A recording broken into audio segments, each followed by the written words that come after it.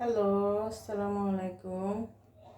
দেখুন, সসেস তো সবাই ফ্রাই করে খান, কিন্তু আমার মতো এভাবে বাসায় একটু ফাঁকিবাজি ফ্রাই করে বাচ্চাদের দিয়ে দেখেন কেমন লাগে।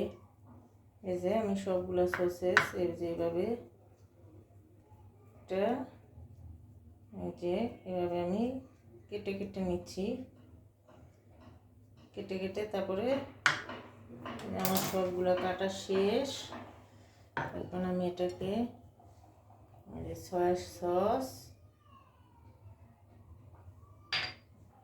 তারপর হচ্ছে চিলি ফ্লেক্স